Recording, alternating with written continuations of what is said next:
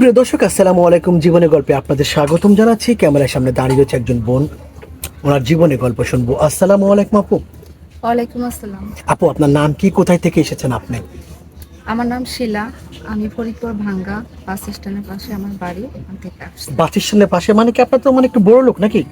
না না না, বাস স্ট্যান্ডের পাশেই তো গ্রাম সাইড। গ্রাম সাইড, একটু বস্তি টাইপ গ্রাম সাইডে, তাই না? আপনার বয়স কত? 29। শিলা আপু না? শিলা আপু, 29 বছর বয়স। আপনার কি বিয়ে হয়েছিল? জি। সংসার কতদিন করেছেন আপনি? 1 বছর 8 মাস। 1 বছর 8 মাস করেছেন। কোনো বাবু আছে? না, স্বামী কি হয়েছে? স্বামীকে তার সৎ ভাইয়েরা মেরে ফেলছে। সৎ ভাইয়েরা মেরে ফেলেছেন? কি কারণে?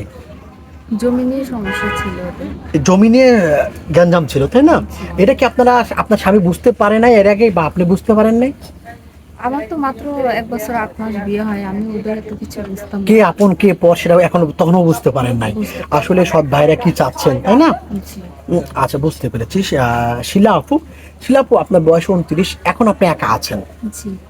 কতদিন থেকে একা আছেন আপনি? 6 বছর। 6 বছর। এই 6 বছরে আপনাকে কেউ বলে নাই আমি আপনার হাতটা ধরতে চাই, সংসার করতে চাই, এমন কেউ আপনি কাউকে পান নাই খুঁজে? না, ওইভাবে তো আমি বাহিরে বেরোনো কারোর সাথে কথা বলি নাই। তবে আত্মীয় স্বজনের মধ্যে বিয়ের কথা বুঝতে অনেকভাবে, কিন্তু সেভাবে আমাদের যৌতুক দেয়া বা টাকা পয়সা অথবা বিয়ের খরচ করার মতো তো তৌফিক নাই, তাই না? বুঝতে পারছি। আপনার পরিবারে আপনার বাবা মা বেঁচে আছেন? না। আমার বাবা মারা গেছে, আমার মা আর ছোট বোন আছে। বাবা মারা গিয়েছেন, মা ছোট বোন নিয়ে আপনার জীবন চলছে, তাই না? জি। জীবনযাপন চলছে, বুঝতে পেরেছি। শিলা আপু, আপনাকে কেউ যদি বিয়ে করতে চায়, তাই না? আর তো এই 35 বছরের ছেলে তো হবে না, একটু বৃদ্ধ বয়স হবে, 40, 45, 50 বছরের লোক হবে, তাই না? আপনার 40, 50, 60 হলেও আমার কোনো সমস্যা নেই। কেন?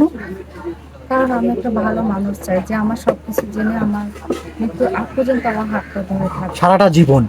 দিন শেষে একজন বন্ধুর প্রয়োজন, দিন শেষে একজন মনের কথা। আজান দিচ্ছে, হ্যাঁ?